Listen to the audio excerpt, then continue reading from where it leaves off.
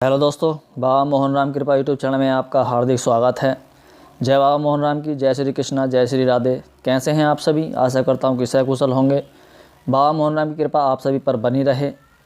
दोस्तों, अगर आप पूजा पाठ करने के बाद आपके घर में परेशानियां पीछा नहीं छोड़ रही हैं, घर में दरिद्रता का वास है, तो ऐसे में आपको कुछ बातों का विशेष रूप से ध्यान रखना चाहिए। रोज़ाना सभी लोग अपने अपने घरों में नहाने के बाद पूजा पाठ तो करते ही हैं, लेकिन बहुत सारे ऐसे भी लोग हैं जो पूजा पाठ नहीं करते। लेकिन कई बार ऐसा होता है वो सुखी होते हैं। लेकिन जो लोग बहुत ज़्यादा पूजा पाठ करते हैं तो तब भी बहुत दुखी रहते हैं। उनके जीवन में लगातार असफलता बनी रहती है या उन्हें किसी भी कार्य में कामयाबी नहीं मिल पाती, दरिद्रता उनका पीछा नहीं छोड़ती। लेकिन ऐसा क्यों होता है दोस्तों? ऐसा इसलिए होता है, जाने अनजाने में आप पूजा पाठ तो कर रहे हैं, पर आपसे कुछ ऐसी गलतियां हो जाती हैं जिनकी वजह से पूजा पाठ का पूरा फल नहीं मिल पाता। हमारे द्वारा की गई गलतियों से भगवान हमारी पूजा पाठ कबूल नहीं करते। अगर आप अपने इष्ट देव को मना रहे हैं तो छोटी छोटी आपके जीवन में कोई भी परेशानियां आ रही हैं, उनसे आपको मुक्ति मिलेगी और भगवान की कृपा दृष्टि आप पर बनी रहेगी। इस घड़ी में सबसे पहले आपको ध्यान रखना चाहिए कि आपके जो पूजा का स्थान है, आपने जो पूजा का स्थान बनाया है वो किस दिशा में है, या किस दिशा में बैठ कर के आप पूजा पाठ करते हैं, किस प्रकार के आसन पर बैठकर आप पूजा पाठ करते हैं, या किस दिशा में भगवान का मुख करके मूर्तियां स्थापित करते हैं। दोस्तों, होता क्या है, आपको ज्ञान ना होने के कारण अपने मंदिर को किसी भी दिशा में स्थापित कर देते हैं, जिससे उन्हें पूजा पाठ का पूर्ण लाभ प्राप्त नहीं हो पाता। मंदिर स्थापित करने के लिए पूर्व दिशा, उत्तर दिशा या उत्तर पूर्व दिशा सबसे उत्तम होती है। अगर आप अपने घर में मंदिर स्थापित करना चाहते हैं तो आपको इन ही दिशा में मंदिर बनवाना चाहिए।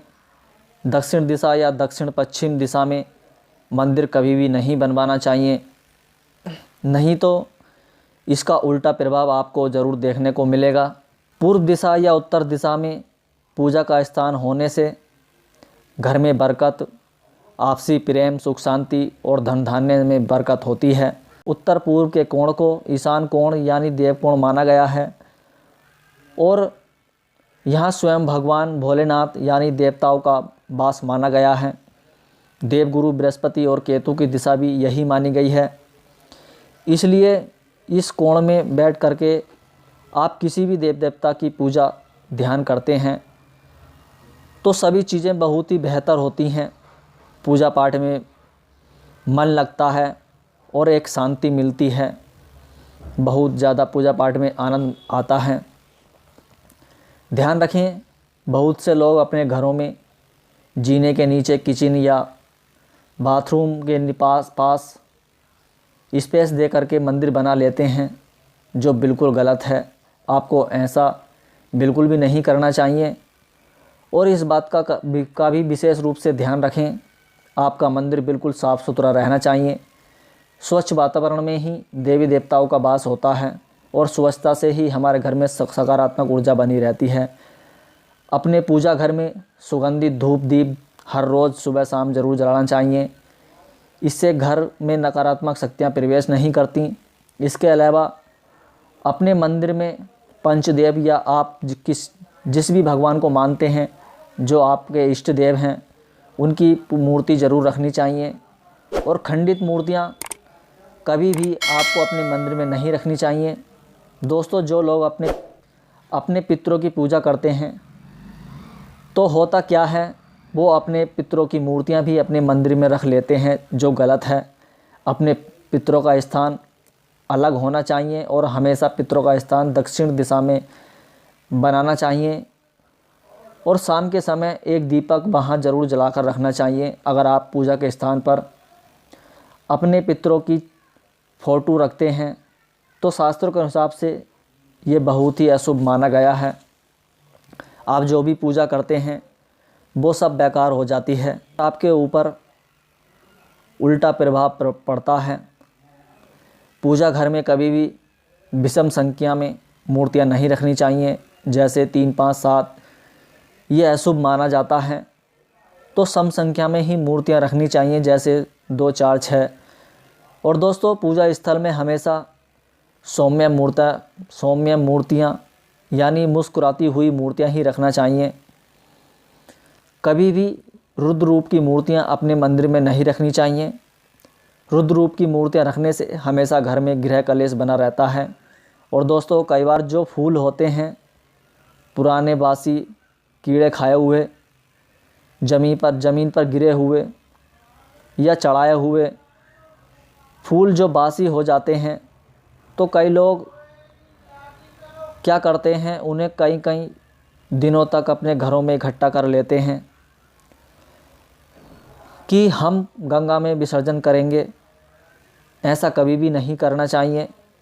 उन्हें आप हाथों हाथ उठा करके किसी गमले या पौधे में या किसी पीपल के पेड़ के नीचे मैक्सिमम 2-3 दिन में डाल देना चाहिए। और दोस्तों, आप जब भी पूजा के दौरान किसी भी देवी देवता का पाठ करते हैं तो आपके दीपक में इतना घी ज़रूर होना चाहिए कि जब तक आप पूजा पाठ समाप्त ना कर दें। ध्यान रहे, पाठ करते वक्त बीच में कभी भी दीपक कम घी की वजह से बुझना नहीं चाहिए।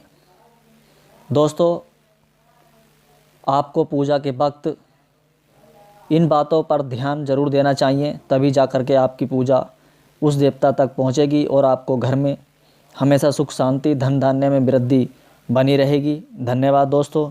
हमारी ये जानकारी अगर आपको अच्छी लगी हो तो वीडियो को लाइक करके चैनल को ज़रूर सब्सक्राइब करें और साथ ही साथ बेल आइकन को ज़रूर दबा दें ताकि हमारी आने वाली हर एक वीडियो की नोटिफिकेशन आपको सबसे पहले मिल सके। धन्यवाद।